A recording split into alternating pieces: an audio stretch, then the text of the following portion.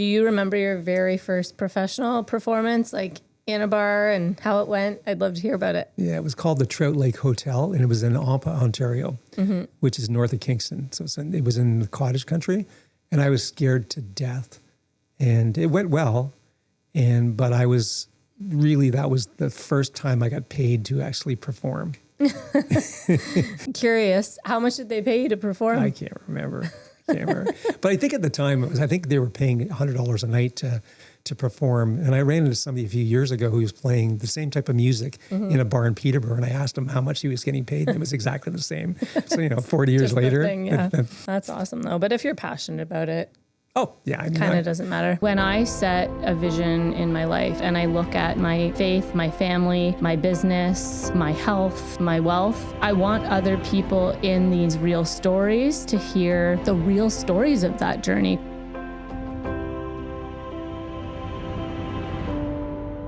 I have everything that I've wanted, like in terms of family life, beautiful wife, making good money, and like my world's upside down right now in my head. God is so good. He shows us his hands. Like people think miracles are like someone being instantly healed. It's so much more than that. They can be the smallest things where he shows his goodness in your life. If you think of something and you believe it and you see it in your mind, it's meant for you. Go chase it. See you in the next episode of Real Stories.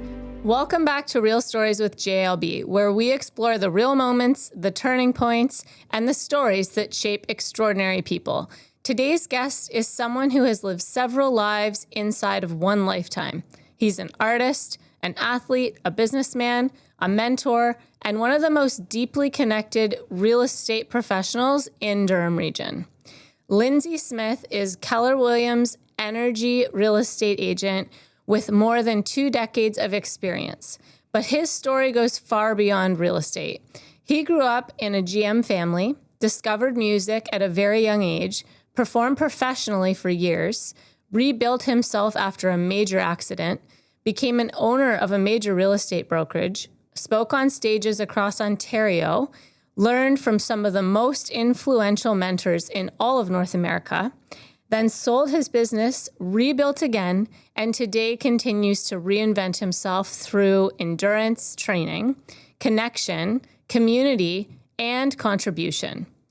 Lindsay's journey is filled with resilience, creativity, reinvention, wisdom, and today we get to dive deep and unpack the real story of how all of these chapters came together. Lindsay, welcome to the Real Stories podcast with JLB. Welcome, and we're going to start with some fun questions to warm you up. Okay. What is a totally useless skill that you have that you're weirdly proud of? I'm really good at washing cars. What about detailing the inside? I'm okay. I'm better at the outside than the inside. What is something people assume about you that is not true? That's an easy one, actually. People think I'm aloof and I'm somewhat unapproachable, but I am very approachable, but I seem to have this aura that causes that reaction. You and I can relate then. Maybe that's why we get along. What's something that if you, oh my gosh, I never asked this question before. It's a new one.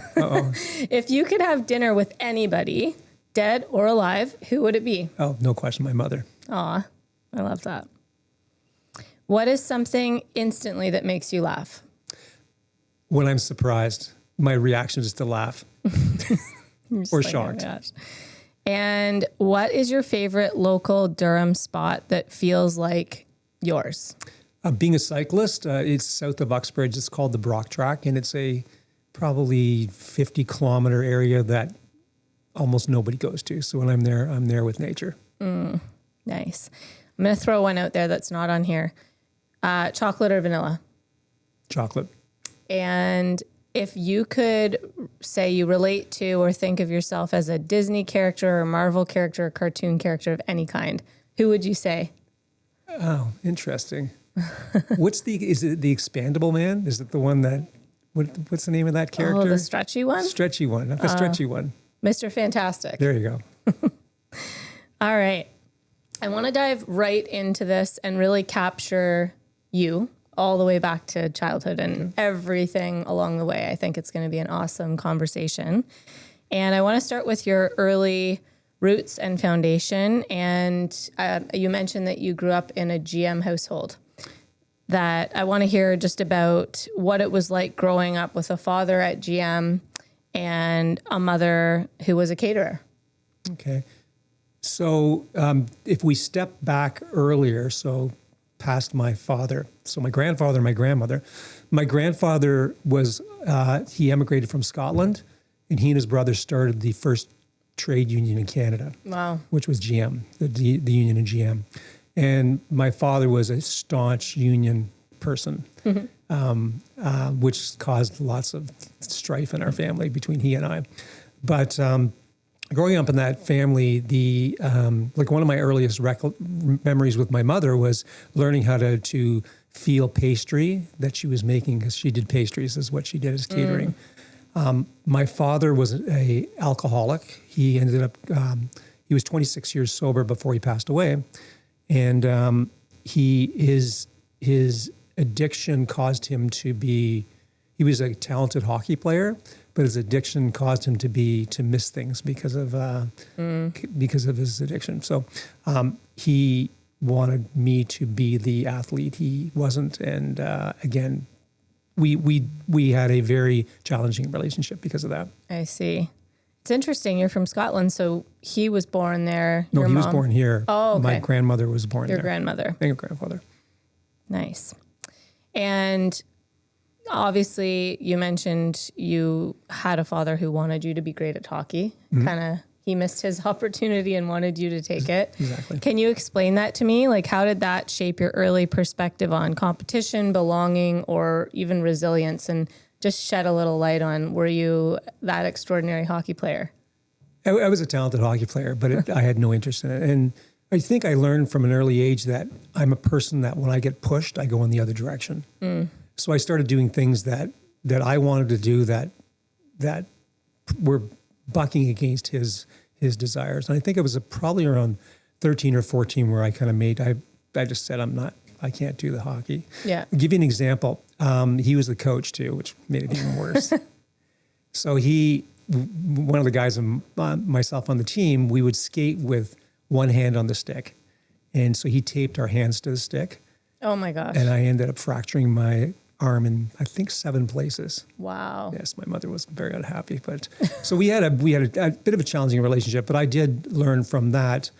The resilience I learned from that was how strong I was to move in directions that made me happy and brought me joy. And you also mentioned you met Bob Proctor. I think we were talking about that a while ago. And you met him at a school workshop. Do you have any memories of that day or any cool stories about that you could share? Vivid memories. Okay. It was in I'd love Huntsville. to hear about it. And I was 16. I was in grade 10. And of course, back in those days, we were making mixtapes on cassettes. So I went primarily because I knew I would get a bunch of cassettes that I could re-record my stuff on there. That was my primary reason for going. It had nothing to do with this. It just was a weekend away. So I still remember for Bob Proctor, his company at that time was called OCES, Xoces. And my father knew him, actually. Interesting, because they were both in AA. And he's got these you can imagine, 16-year-old kids away for the weekend, no interest in what he's got to present. So we were in this school gymnasium, and he was on a stage, a high stage, like you would find in a school gymnasium. And he had a blackboard. And he said, he had number 1 to 100 written on the blackboard. And he said, somebody throw out a name of something. So someone said chair. So he wrote chair in number 23. And they said, what else? Table. He wrote that in 57. He filled up the 100 numbers with items. He stared at it for about 30 seconds. Then he turned around. He said, somebody throw me a number. Someone said 37. He said chair. And we couldn't stump him. He knew, he had memorized the 100 items. Oh my gosh. And he captured everybody's. And I saw the power of how powerful a mind can be. I had never seen that prior to that. So that was a defining moment in my life. That is insane. I've seen something similar We were on the East Coast and there was a kiss the fish thing. I can't remember where we were, where you stand around, and I was pregnant at the time, so I couldn't take part in the little shot that they take. It's an East Coast tradition. I wish I could remember the name of it, but there were probably 50 people standing around and every single person said their name. And in order, after they did the kiss the fish and took their shot, he welcomed them to the bar and he remembered every single person's name in order around there. And I was just blown away. I couldn't believe it. And apparently he does it every night. Wow. So similar thing. And it is true. Your mind is capable of memory, obviously, but it's also capable of powerful things and actually creating things and bringing things to fruition in your life. So what impact did that have on you? Like, how old did you say you were? I was 16. And what did you sort of learn from that, or what do you reflect on and think about now? He talked about the different levels of consciousness, your subconscious and your conscious mind, and how the subconscious mind is the part of your mind that really, it drives what you do, and your conscious is more that kind of that part of your mind that it's like a flow chart. Like things come in and they go out and nothing sticks. But in order to really cause monumental change, it has to be you have to adopt it into your conscious mind. So he really taught us kind of some ideas. And I'm 16. I'm somewhat observing and taking in what he said, but it was years later that what he said really had an impact. But that was my first exposure to it. And did it have an impact on you personally, professionally, both, when you really reflected on that? Absolutely. And applied it? The other very interesting thing I found out about you is that you're into music. And there was a guitarist who inspired you in your teens. Can you share a little bit about that and what impact that moment had on your life and the direction that you took as you began in your music years in classical, folk, and guitar studies? So it happened that same weekend, actually. Wow. Lots happening. So what happened was there was a guy there with a guitar. And so we all got in, we would hang out in people's hotel rooms because it was a hotel we were staying in. And he had all these girls around him. And of course, being 16 years old, I thought, this is cool. I mean, this guy's got a guitar and, he's got like 10 women or gals in his room that are kind of like looking up to him. Yeah. So I came back and I bought a guitar and I started to learn how to play. And I've always been focused on things. So my focus is one of my strongest points. So what I did over the next couple of years is I started to practice guitar, and I wanted to learn how to read music. So I started working with a classical guitarist to learn how to read music. And then I started into theory to a point where I stopped just before I started doing any orchestration because it just didn't make sense to go any further. But I was doing 4 or 5 hours a day of practice on my guitar, which ended up moving into, I played bars for 8 years as a folk guitarist. So. Wow. Really incredible. And that became obviously a part of your identity. I'm sure you have fond memories of it now. Do you remember your very first professional performance, like in a bar, and how it went? I'd love to hear about it. Yeah, it was called the Trout Lake Hotel, and it was in Ampa, Ontario, which is north of Kingston. So it was in the cottage country, and I was scared to death. And it went well, but I was really, that was the first time I got paid to actually perform. And curious, how much did they pay you to perform? I can't remember. But I think at the time, I think they were paying $100 a night to perform. And I ran into somebody a few years ago who was playing the same type of music in a bar in Peterborough. And I asked him how much he was getting paid. And it was exactly the same. So, 40 years later. Thing, yeah. That's awesome, though. But if you're passionate about it, yeah, it kind of doesn't matter. But it's interesting because when I was like 21, 2, so this is in the early 80s, and you think about it, money was tight back then. You weren't making a lot of money. I don't even know what the minimum wage was, but I was making $300 a week playing bars. Yeah. That was a lot of money back then. So. That is, yes.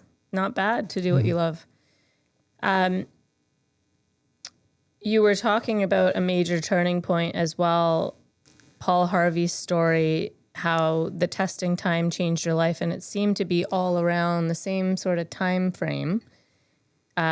What was happening during that period, and how did listening to that message, you sent me the link and mentioned that I need to listen to it. So on one of my drives, I'm definitely going to be, and I'd love to hear just a bit about why that really had a big impact on you.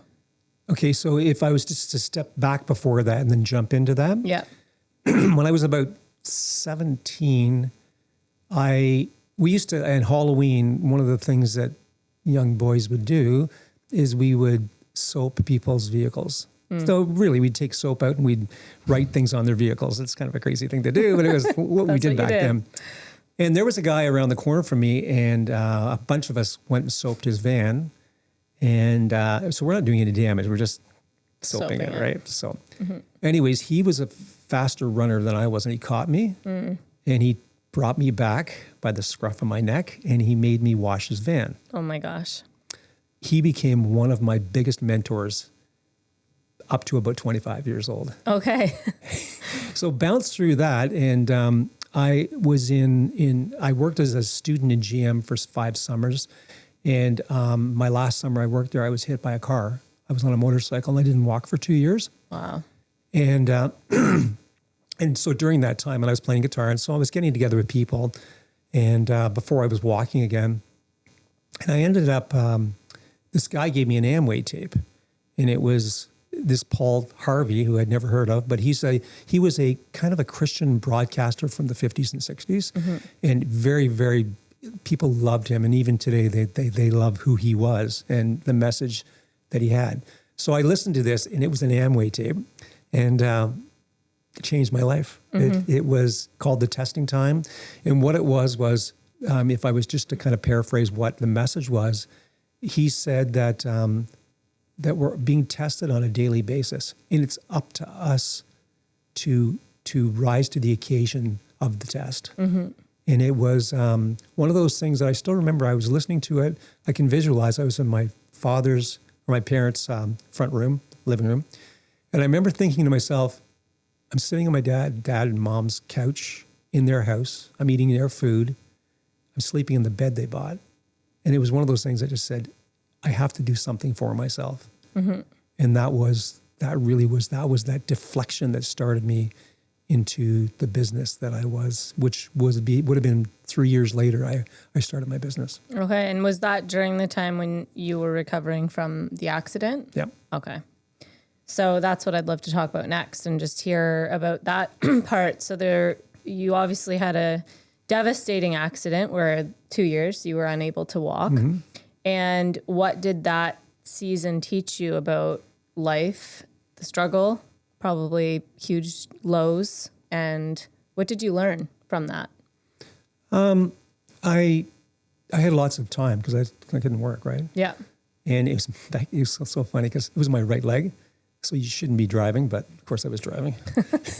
Like I have to do something. I had a hip cast on for 6 months. Wow. I had a cast on that went above my hip and below, it covered my toes. Jeez. Yeah, it was bad. So a friend of mine had, his girlfriend and his dad had talked him into running a home for ex-psychiatric residents. It was called a Home for Special Care Program. And I saw him basically running a business, and it really, really interested me. So I would go down and hang out with him for a while. And that was kind of started to see how being in business for yourself was something that I could see the value in. Yeah. So, I at the same time, I'm still playing guitar, but I was playing for churches because back in those days they wanted classical music for churches. So I'd be playing classical guitar for weddings, and I played at one wedding, and I got invited to the reception. I sat beside this guy who was a real estate agent, and I didn't really know what to do with my life at that point, but I listened to that tape, The Testing Time. I said, I need to find out what my passion is. Yeah. And so I asked him, I said, could I meet with you, have a beer or something, and just, you could tell me what it's like. So we met, and this is interesting, and this is very interesting for you. We met at Copperfields which was a bar in Oshawa, which became Keller Williams' office. Wow, that is interesting. He told me how terrible the job was, and everybody was a backstabber. And I mean, What a shining light. It was not a Bad positive conversation. thing. So ultimately, what happened was, I thought to myself, if I get in this business, I'm going to meet all kinds of people in different occupations, and I'll be able to figure out what I want to do with my life. So I thought this is a smart thing to do. So I did. I ended up getting my real estate license, and I think if I remember correctly, the average price of a semi at the time was somewhere around $60,000, somewhere between 50 and 60. In my second full year, my GCI was 250,000. Wow. I didn't Off collect to the races. Yeah, I didn't collect it all because the builder. I worked with the builder, and there was some complications with him deals. paying me. But that was really what bounced me into the business of real estate. That's fascinating. And looking back, and I know that you also have a passion for investing. Do you regret not buying all those houses? Of course. I bought my first. We all do, right? I bought my first condo when I was 24. Yeah, that's great. I always look back and I'm like, oh my gosh. But you were earlier than me. How old were you when you bought your first floor property? 18. Yeah. Well, I think, I was 18 when I did that. So that was in London. And even then, that was in 2000, I want to get the year right. Probably 2009, 2010. No, it was before then. My gosh, much earlier than then. I have a hard time with timelines sometimes in years. I think I finished university in 2009. So it would have been probably 2006, 2007 that I bought that. And then I built a room in the basement and tried to get more revenue in. And I drove past that house recently. My son had a baseball tournament, and I was like kind of not wanting to drive past it because I made the mistake when I went out to Switzerland of selling it, and I should have just refinanced it. So interesting you mentioned this. So one of my early lessons in real estate was there was a guy who was kind of an iconic guy who looked like a car salesman. His name was Guy Leblanc, and he was a Frenchman. He was short and chubby. He always wore white suits. He had a white Cadillac with gold trim. So this is perfect. And he flipped houses. And I took him out for coffee one day, and I said, how many houses have you flipped in your life? And he said, over 1,000. Wow. And I said, do you remember the first 5 you bought? And he said, yeah. And he told me the years. It was the 70s or something. And he told me how much he paid for them. And I said, if you had stopped buying houses after that 5 and kept them, they'd be paid off. He said, yes. I said, would you be wealthier by just keeping those 5 than flipping 1,000 houses? He said, absolutely. He said, the value in real estate's holding, it's not in flipping. No, I know. Massive lesson. Yeah, huge lesson. And our accountant, who's learned a lot actually from my parents in investing, says, look, if you can afford to not sell, don't. Just hold. Just keep on Good holding. advice. Just keep on collecting houses. Yeah. So I learned that lesson because I sold. What actually happened was my basement flooded. And when you have student tenants and no one's living there, the insurance won't cover it. And I was in Europe, and my dad had to deal with it. He's like, you're selling this house. I don't want to deal with it. I was like, but there's property managers. And he's like, no, it's too far away. Still, just sell it. So I ended up selling it, and I used that to fund my life at the time, which was great. However, the house that I bought for probably, and these numbers might not be accurate, but 178, I sold it for 3 something. That house is now worth over 800,000. Exactly. It's a 5-minute walk to Western Campus. It's like, wow, a detached with 5 bedrooms. So it was a good investment and a really awesome lesson to learn in how this works. And I drove past with my kids, and I'm like, guys, I used to own that house. And my goal for them will be to educate them so that when they own a property, they don't sell it or don't have to. Yep. Okay, so I want to now talk about, you talked about pulling yourself into real estate and how you thought you could meet people to find out about what you really want to do. And then you did real estate and had an incredible start. Like, people don't understand maybe the numbers on that, but if It was pretty massive. it's huge. Yeah. When you finished that first year, did your business naturally evolve, or was it more of a strategic plan that you had? Like, I want to learn about your mind and the way that you set goals and look at the future. So what was happening in your mind after that year of such success, and what did you look forward to from there? Okay, so what happened was I had met a woman who I ultimately got married to, and about a month or two after I met her, so this would have been in late '87. She had moved in. She had bought a property before I met her in Riverdale in Toronto, and so she had taken possession of it. And I was helping her to kind of clean it up as a duplex. And there was an agent across the street doing an agent open house. So I went over and introduced myself to him. His name was Tim Clark. I don't know if does that mean anything to you? Yeah. Okay. So Tim Clark and I started meeting weekly as a mastermind.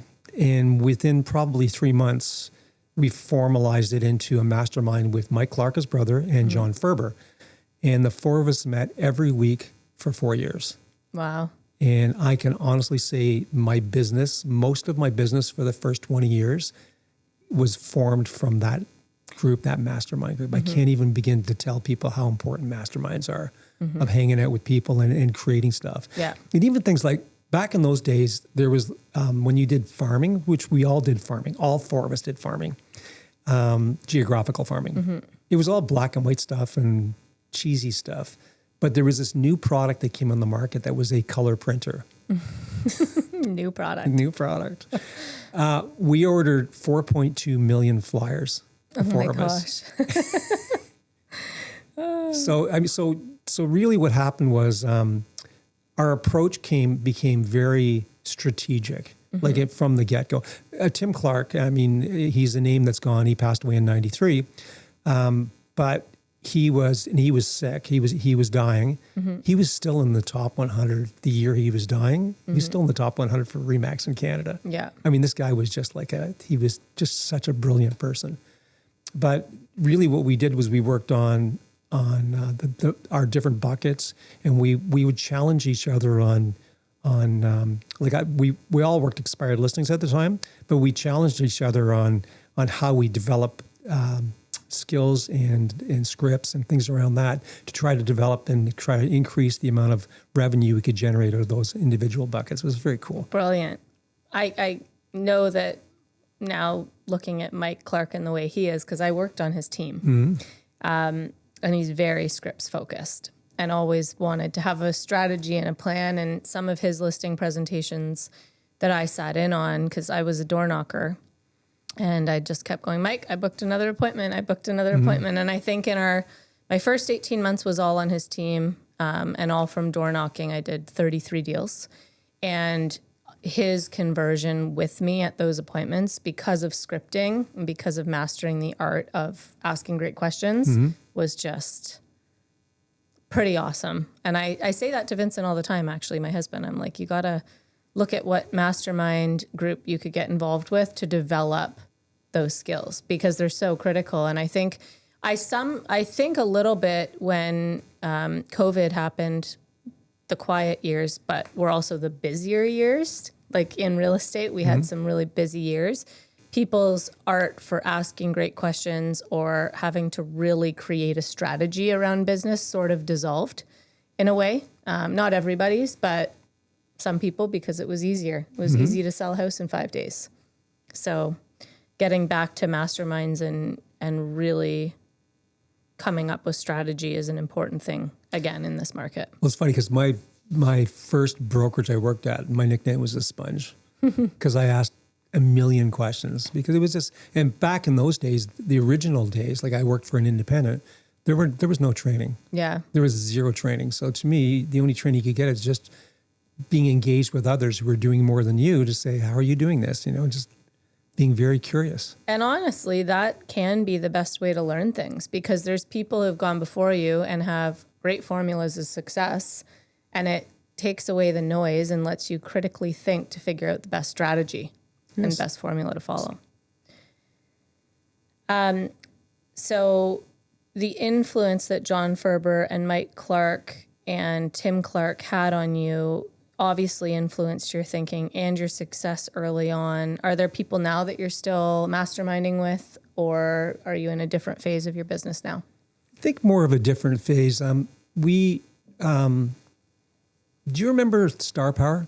No. Okay, so Star Power was the leading training organization in North America for real estate.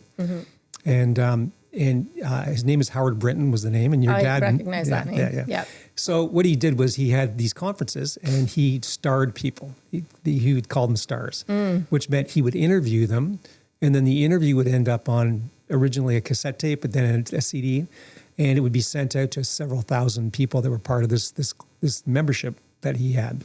And but to be starred or interviewed, you had to agree to become a speaker for him. So really, he was the first person that everybody on stage was actually out there doing it. They're in the trenches. I started coaching with a woman named Debbie Yost, who lives south of south of Phoenix, and she invited me to a RE/MAX satellite network. It was a training. It was an episode on coaching. So I was her coaching client, and then Howard Brinton had his coaching client there. And meeting him there, he interviewed me 6 months later. So I became a star, whatever that means. So anyways, what it was an introduction into a mastermind that you can't even imagine. Like it was like, even when he died and the company kind of faltered, we considered ourselves a star family. So we hung together online to stay together as a group because it was just a pure mastermind. Oh, that's incredible. That's one of the best things that's ever happened to my career was that it was being introduced into that group or inducted into that group. I'm going to have to pick your brain on what that looked like, because I'd love to create something for all of our people to be a part of that are in a top tier wanting to mastermind with great agents across Ontario. So I love that. I love that concept, and I think there's definitely power in collective thinking and even just a referral network. Oh yeah, and you know who's like the year I got inducted into it, they did a thing called an advance, which was in December, and what you did was you got together to mastermind just with this group, but then what we did was we with Howard would plan the conference for the next year's conference, and I was inducted into it, and I was nervous as all get out because there's people in this group that are doing 500-600 transactions a year. And so I gave up a presentation because I'm new. And the person behind me who gave her presentation was Kristen Cole. Oh, wow. Wow. How fun Small is that? world, yeah. So this is when you were a speaker across Ontario for RE/MAX, when you were a part of the STAR group. No, this was afterwards. Okay. That was before then. Okay. But this was probably, when I was speaking for RE/MAX, it would have been in the 90s. And it was mostly Mike Clark, John Ferber, and I going across Ontario. On rotation. Yeah, in fact, it's interesting. So as I found out that Howard Brinton did these audio cassettes that they would that he would basically sell to this group, I approached RE/MAX Ontario Atlantic and said, this is a great idea. So what they started to do was they had us going across Ontario speaking. They would record them and they'd send those. And I wish I would have had a copy of those cassettes to all of the RE/MAX agents in Ontario as a training product. Wow, interesting. It was very cool. Cassettes, thinking about that is just like, I pulled out a little recorder actually from my basement with these little like Muppet Baby cassettes and stuff from like the 80s from when I was little that I used to listen to. So I also know from early on when I got involved in this office that you actually bought 50% of a RE/MAX office, and that was at quite a young age, 34. Yep. I'd love to hear about that. It's a huge move and stepping into ownership. What did you learn? I mean, maybe you can teach me some of your wisdom about leadership and business and opinions of others and how you handle it all. I learned, the biggest lesson I learned was you were entering into a marriage with the person that you're business partners with. And this partnership did not go well. It was as toxic as any relationship I've ever entered into willingly. But what I learned was I learned the power of breaking down what you do. Like when you start looking at profit and losses and you start looking at balance sheets, and you start to apply that to your own business as a realtor, it totally changes things. Yeah. And so I think probably one of the biggest takeaways was how to run things as a business, and try to just, you look at all the different components of what you're spending money on, and just trying to just kind of rein it in so that you actually at the end of the year you've got some money at the end of the year. Yeah. Because I mean, one of the things I learned, and there was an agent, and I was in a mastermind group with your father and your mother in the early 90s. And I still remember we were just off of the Don Valley, north of the 401. And there was an agent there. I'm not going to mention their name. But at the time, the agent had grossed, his GCI was, I think, 1.7 million. Wow. And somebody asked him, how much did you net? And he said, less than $100,000.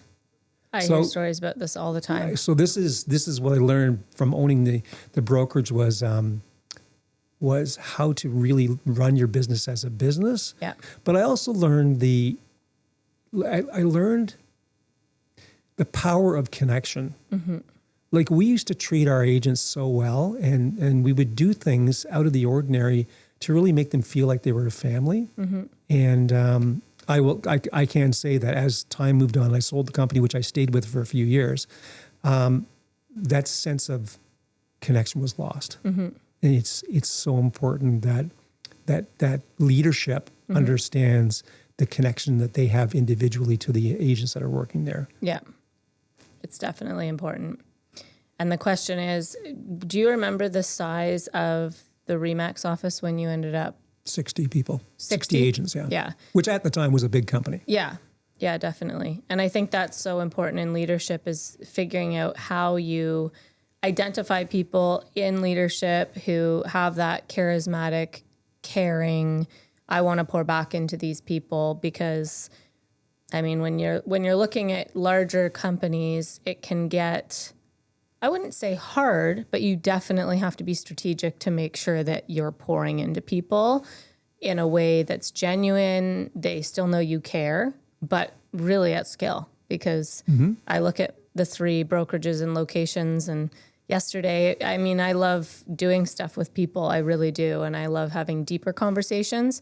Yesterday, I started my day I woke up at 5:30. I didn't have time to work out because all 3 of my kids were sick, all with fevers. And I drove to Toronto, which now is from Aurora, a 2-hour drive, even if you go ahead of traffic. And it was a very full, very awesome day of an ALC meeting, a stakeholders meeting. We had Dion Begg, actually. He's in right now doing work with Kathleen Black. So he presented on wealth building.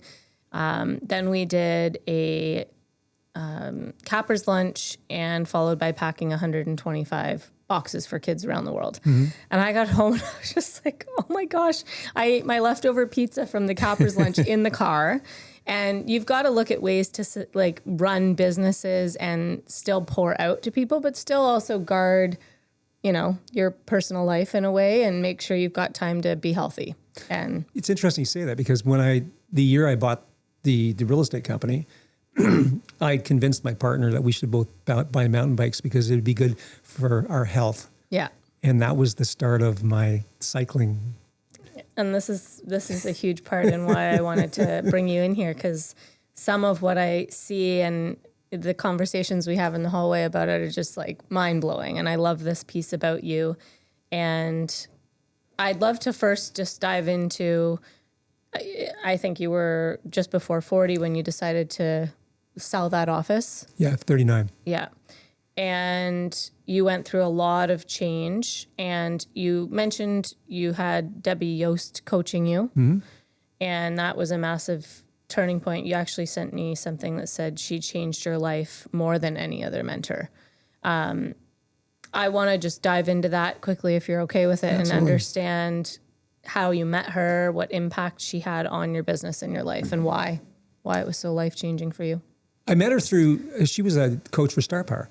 So I reached out to, well, it doesn't matter who I reached out to. The person that told me to call Star Power to find a coach was your father. Oh, wow. So I called, and I had a kind of a intake call with one of their coaches, which didn't go well. But then she said, I think I've got a fit for you. And it was Debbie Yost, and it was a perfect fit. So Debbie Yost, she's more of a holistic coach. So she's not just numbers. She's about trying to create balance in your life. So it was really what I needed at the time. However, I'll tell you something interesting here. And I don't know if you know this name. So there was a massive coach in the U.S. called his name is Dr. Fred Gross. Does that name sound familiar to you? I don't think so. No, I'm Okay, the curious. Three Amigos. I think they called them the Three Amigos. Okay. It was Dave Osborne, Oh yeah, I know. Pat Dave. Hybend, and Tim Okay. Rode. He Yeah. was their coach. Okay. So he is an ordained rabbi who became a business coach, Wow. and just brilliant. Anyways, Debbie introduced me to him. He started something called the Tall Poppy community. Tall Poppy it's a Australian term where you would look across a field of poppies and one poppy would be higher than the other ones. So it was more about, and we met twice a year for I think 3 years, and it wasn't sustainable. But through him, I learned how to goal plan. That was the main thing from that. Even though Debbie was my coach, Dr. Fred's goal planning, I still use it today. It is the most brilliant goal planning strategy I've ever encountered. All right, I'm gonna have to take a look at it because that's something I'm obviously huge on. I love taking a look at the future and what I envision it to be. So if you bounce through it, it was Debbie introduced me to Dr. Fred. Also, I'm now speaking for Star Power, and then I met a man. His name is Patrick Lilly. He's a New York City realtor.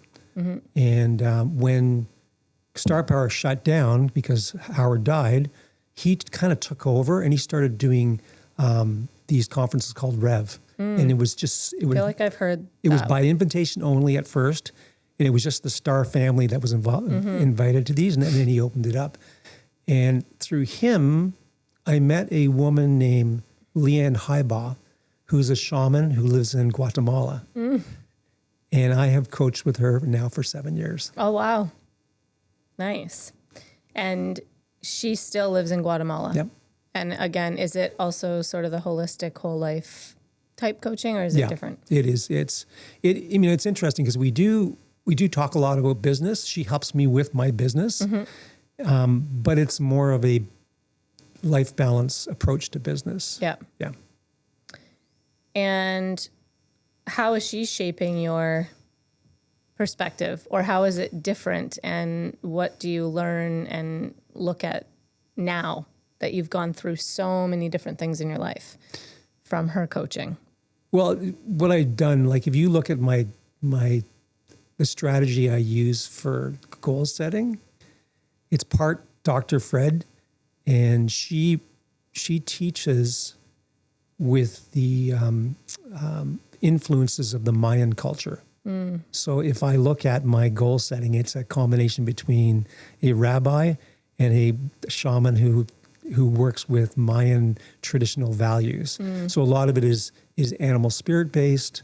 It's respecting the planet. It sounds kind of woo woo, but it all kind of works out. But really, what it comes back to understanding what your core values are, and then using those core values to help you align your goals so that they work with you as to who you are.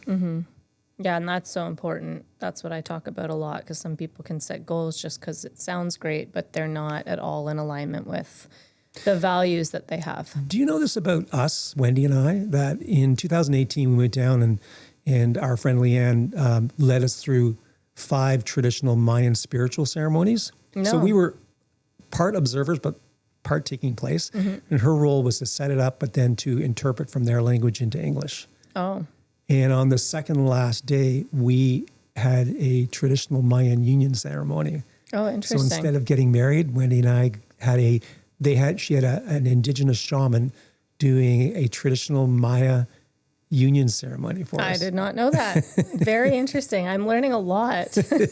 And I was just going to ask you about Wendy, actually, because she's a pretty incredible woman.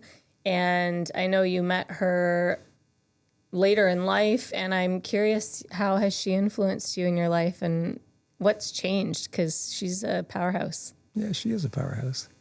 Can I share how we met? Yeah, please do. Now, I already know how you got married, which was a surprise.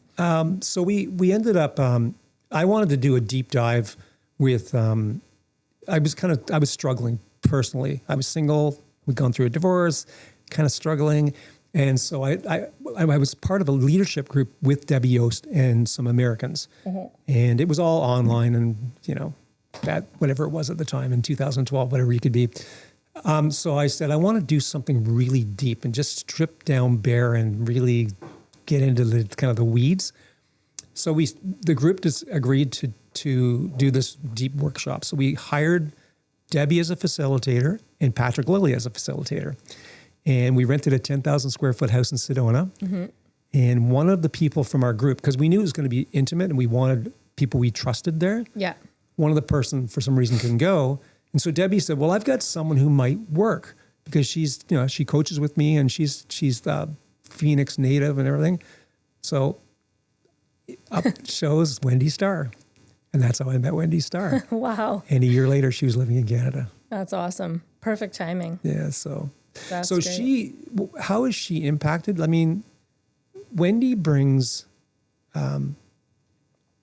it was a struggle. American moving to Canada, people think it's easy. It's not easy. So she was here in 2013. It took her 2 years to get her permanent residence. You can't become a real estate agent until you're permanent resident. Now she sold real estate down in Phoenix. And so she kind of worked as almost like an admin, which is not her forte, but she worked as an admin until she got licensed. And when she got licensed, it's very interesting, is that she started working my database. And she's got such a wonderful way about her, and she's a natural connector that literally within a year, if one of my clients from my database was calling to say, I need to list my house, they were calling her, not me. I love that. So we've worked together as a team since then, since 2015. So for 10 years, we worked together as a team. But she has been one of the strongest assets I've ever had working alongside me.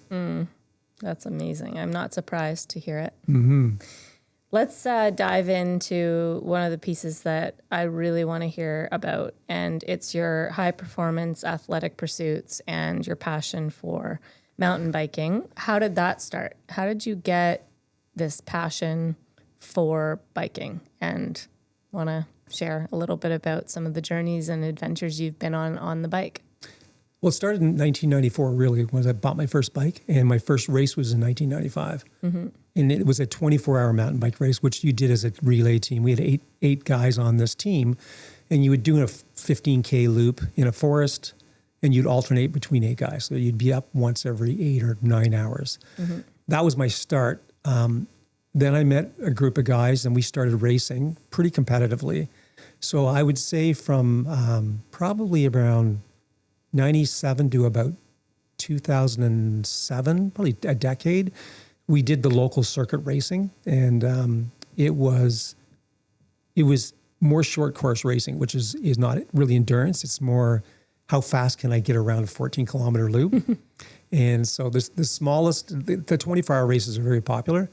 The smallest team we ever did was a 3-man team. So that was, you think you're up every 3 hours for 24 hours. Yeah. So it's a lot of work. Yeah. But I did it, interesting enough, I did it as a passion, an unstructured passion. So I did it on my own. So it was just, we hung out together, we were competitive, we were great cyclists, but there was no coaching involved. And I'm going to say about 10 years ago, so I'm going to say now we're into the early 2010, 2012, I started to become way more competitive. And I started cycling with some really, really serious competitive riders.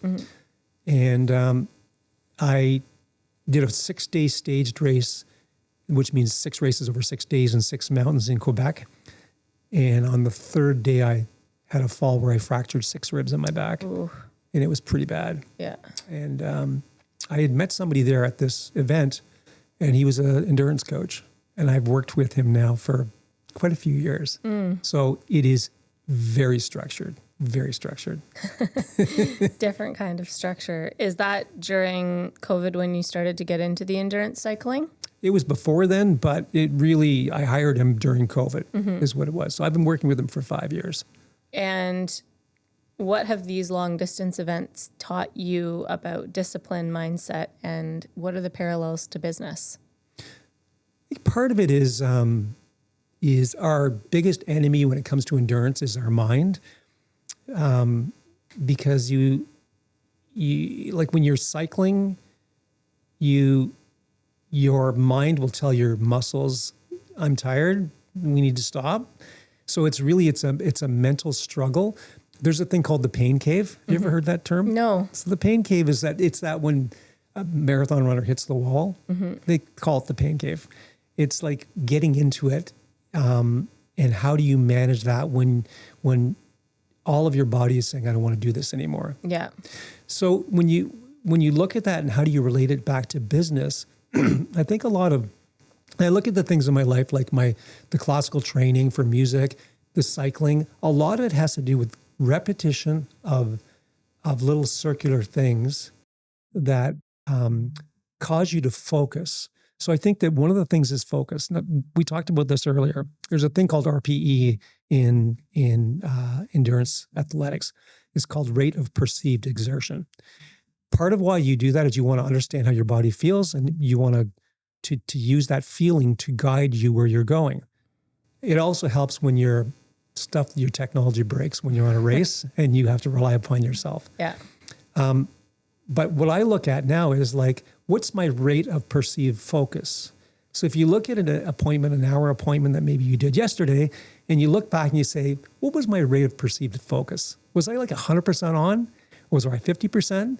And so you start looking at how you are operating in business that you can relate it from how the athletics. So to me, there's so much carryover between athletes and business. It's just amazing. And a lot of it's got to do with focus.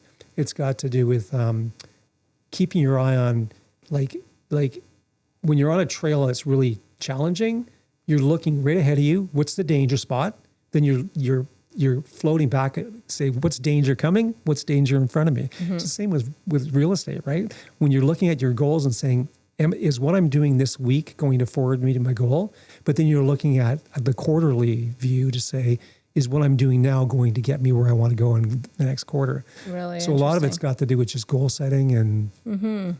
It's also fascinating because there's a lot of people that I speak to, and not just in this podcast, but just in general in interviews. And also back when I used to run the Student Works painting franchises, and I was hiring students to run their local franchise. So there'd be someone up in Muskoka and another one in Newmarket, and I'd coach all of these students to do their business.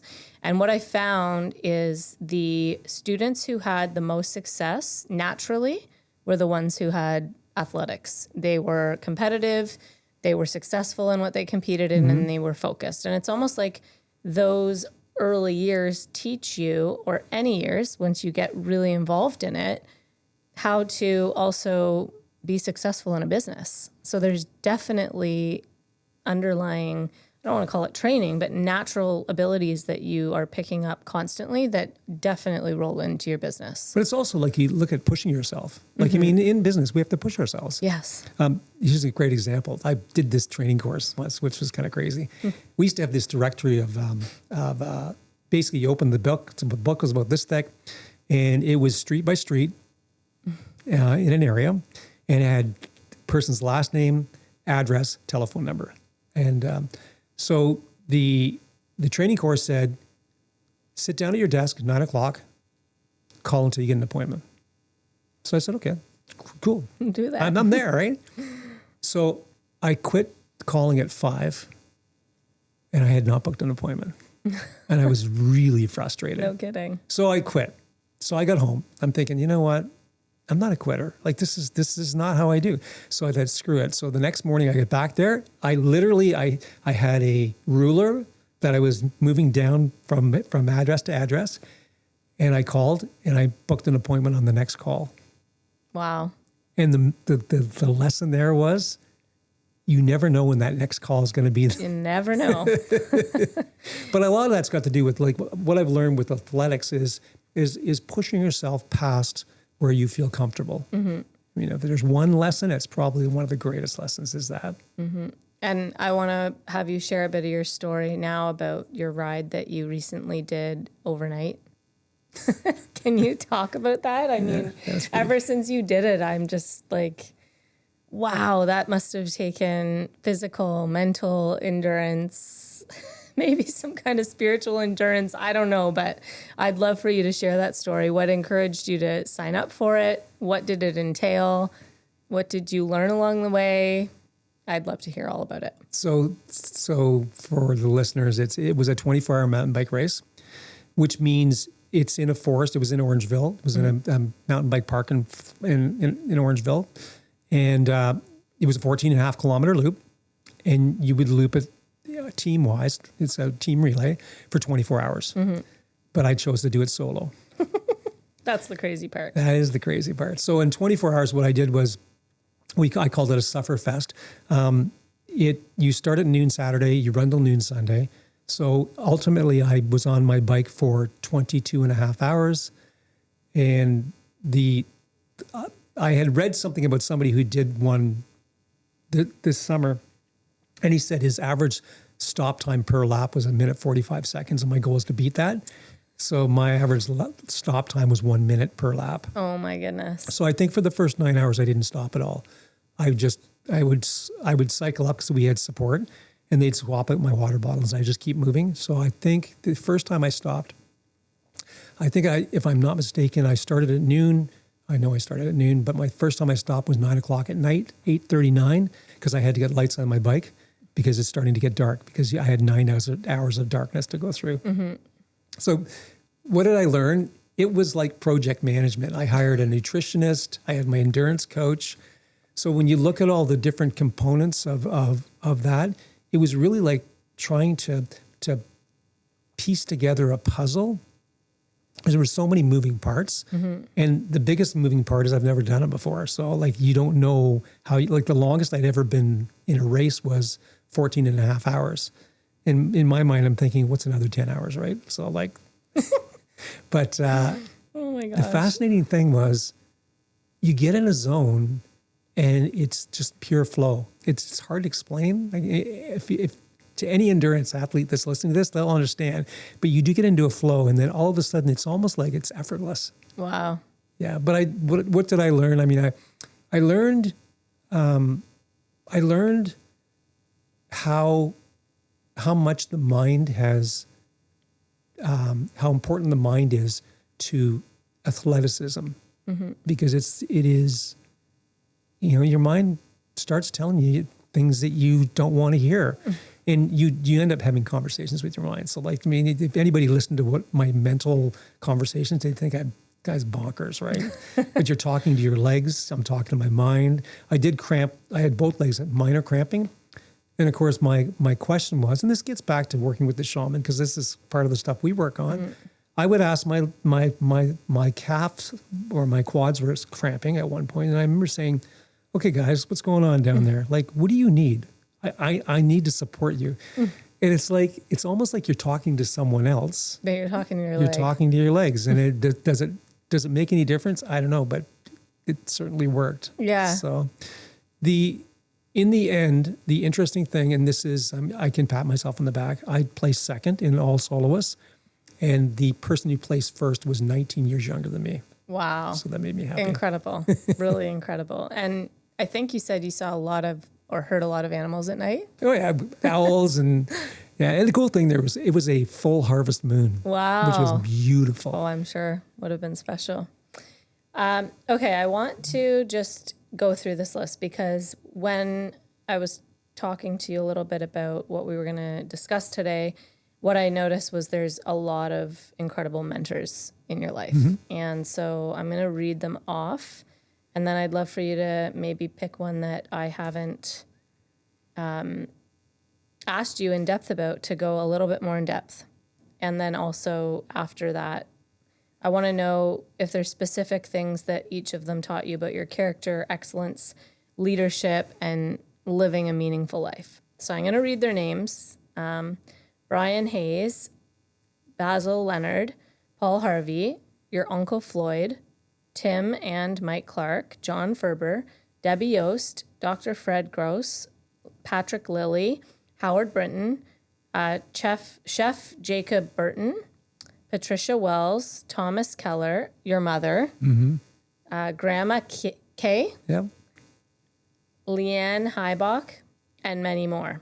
Are there other people that I haven't mentioned? It sounds like Wendy's been an incredible life partner. Totally. And is there somebody here that you want to dive a little bit deeper on that really gives you that warm depth or feeling like, I'm so glad I had this extraordinary person in my life? Okay, let's start with Brian Hayes, Hayes Plumbing, one of the biggest service plumbing companies in the area. What I learned from him, and I can just give you little snippets of what I learned from these people. He convinced me. So when I broke my leg, there was a lawsuit and I got some money. He convinced me to buy a house with the money. Oh, wow. Yeah, That's a big one. That was the big one. Who's the next one? Oh, Basil Leonard. So Basil Leonard was my girlfriend's dad in high school, and he was 8th level GM, which is as high as you can get in Oshawa. He was making $55,000 a year. And when I got my real estate license, he was so curious about real estate. In fact, the condo I bought from him. Oh, wow. So it was a rental. And he ended up, he would say, like, how'd you make out this week? And I'd say, I sold a townhouse. And he said, how much money did you make? I made $1,200, right? But as I got close to making more money than him, I started to deflect his questions because I was starting to get a little bit embarrassed because within the first year, I was making more money than he was making. And he was top shelf in the area, and General Motors employed 26,000 people. So he was like one of the people. Yeah. So that's neat though. And then is there anybody else on the list? Paul Harvey or your Uncle Floyd we didn't really touch on? Floyd was growing up in a GM family, he was a contractor. Again, I worked with him doing drywall. So I learned how contractors work. So these are all those little kind of touch tones. But let's just go back to Dr. Fred. So Dr. Fred, he got it figured out. This guy is so brilliant. So I'll tell you what we did do in, I think it was around 2017 or 18. What he does is where they want to travel to in the world, he and his wife will travel. He'll do a workshop, and he'll encourage people to come to the workshop and pay him to be at the workshop. And then the people can write the travel off, and he gets a holiday paid for. So we actually met him in Lake Como in the hotel called Villa d'Este, which is the most money I've ever paid for a hotel. It was 1,200 euros a night. Oh my gosh. It was crazy. But we had a 2-day workshop with him, and we wrote the whole thing off. Like, this guy's got it figured out. Like, so what he's done is he's taken a passion and said, how do I monetize this passion in the best way? Yeah. It's brilliant. Okay. And I guess just overriding all of these brilliant people, what did they teach you about character and ultimately living a meaningful life? Like, that's a huge purpose, is to live a meaningful life and live in alignment with your purpose. So is there anything that you want to share about that? Sure. If I look at the mentors that I have been worked with, both in business and in my personal growth, the word archetype keeps coming up. The word values keeps coming up. I mean, these people, the people that I've worked with, they all seemed to say, you want to be the best at what you can be in your business, but you also want to be the best you can be when you're not in your business. So to a lot of these people, it's pretty black and white. It's like, I say that meaning when you're at work, you work. When you're not at work, don't work. Yeah. And that is such in real estate, in our business, it's so challenging to walk away and be at the kitchen table and a text goes off and you go out and and disrupt time with your loved one or your family to answer a business text or whatever. You have to have boundaries because ultimately we are business owners, entrepreneurs, and that boundary can be blurred if you allow it to be. So this is interesting too. So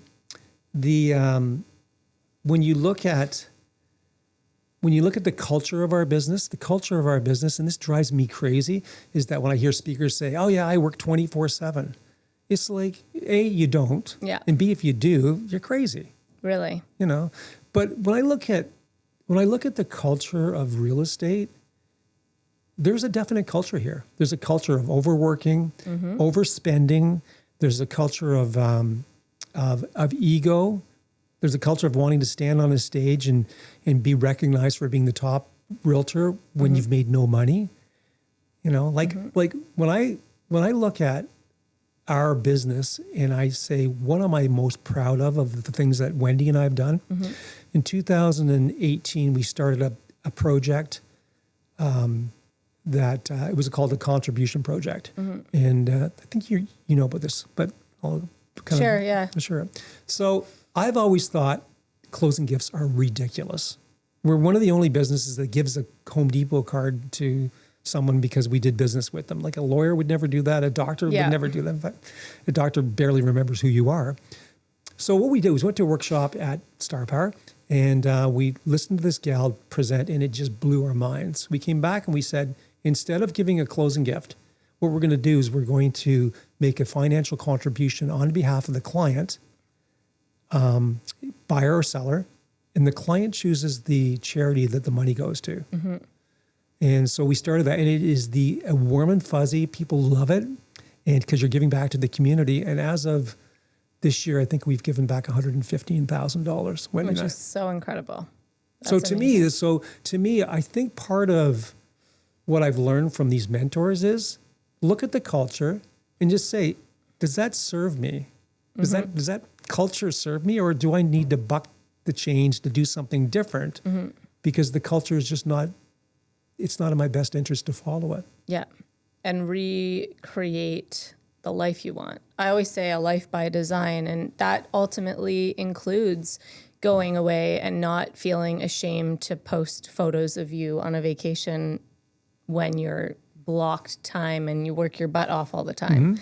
Or not answering a phone call at 9 o'clock or 10 o'clock at night because you're with your kids or you're having a dinner with your spouse, and having clear outlines on what you need for your life, both personally and professionally, and being okay with living in that, even though it's not the norm. But even things like, because I'm 65. Yeah. So Wendy and I are a similar age.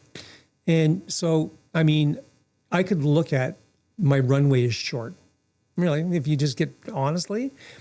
But when you look at the culture of our lives, health and fitness is such a big part of that culture, because to me, I want to remain healthy and I want to keep moving forward. And that's another thing, part of the culture in real estate is bad diets and so to me, it's all about choices that you can make that's just going to so benefit you down the road. Yeah, important, critical. There's other mentors. I'm gonna put you in one of the mentor boxes. Oh, that's nice. And I'll tell you why. And this is just one aspect. You introduced me to Destiny Fest and Gio, who I get a mastermind call with every week. And I will say that it is.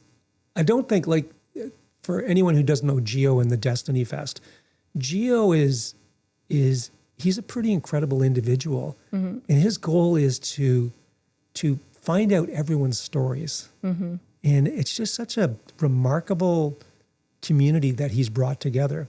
So back to the mastermind; these are all masterminds, right?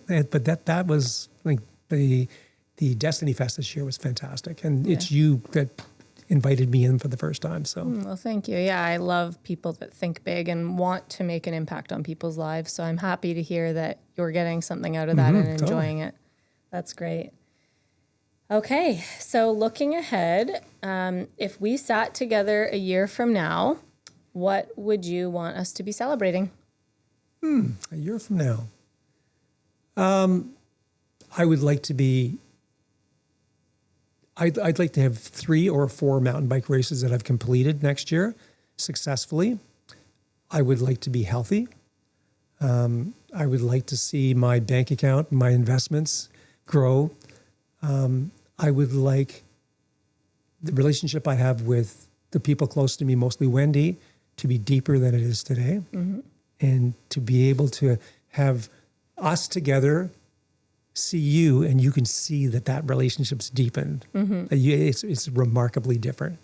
So I think that's pretty simple. Oh, I can't wait to see it. It will happen now that you've told yourself. You have the power in your mind. It's a strong power. I mean, it's the when you were saying, oh yeah, I told my leg to stop, or I asked it what it needed. That is the power of the mind. It's what you say and what you believe will happen will come. What, I guess, things or riddles or problems are you trying to wrestle with that you're trying to solve in this season of your life, if any? And if I hear of or think of or get connected by Geo to someone awesome that I could say, hey, I want to introduce you to Lindsay. Is there something specific that you're trying to learn, or something that's just like, oh, I want to figure this out? I would love to figure out, this is another passion of mine, which is cooking. I would love to figure out how do I take my passion for cooking? And I'm not a chef, but I'm pretty close to being a trained chef. Pretty good. How do I use that skill to impact others in a positive way, meaning in a charitable way? So I would love to say, how do I take a passion and have it benefit others? That would be one of the things that would be kind of interesting. Okay. I'm going to let it resonate and think about that, because I love it when people want to make an impact and do good, and leave it with me. Okay. And is there anything that we talked a lot about values. So when we look forward into the next decade, what values remain at the center of your life? I would say connection, close relationships. That's not really a value. That's just a thing, right? I would think that fitness, I want to remain strong in my fitness. I would like to continue this health path that we've forged, both Wendy and I. Wendy way more than me, because really, what I would love to do is, if like I'm 65, so when I'm 75, I would like to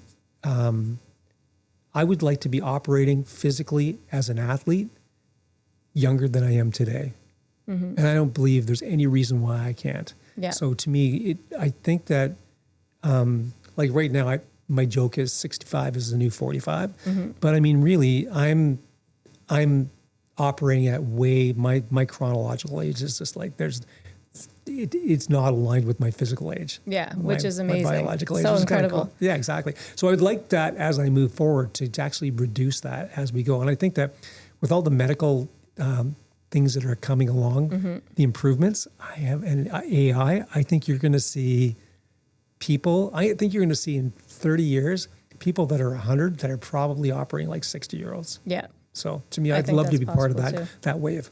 Yeah. I think it's definitely possible, and I think we're going to be seeing more and more pretty neat things coming up. There's very neat things coming up. Is there anything that we didn't talk about or touch on, or that I didn't ask that you want to share? The only thing that I'd like to talk about so I have 4 passions in my life: Wendy, cycling, cooking, and real estate. Those are the 4, right?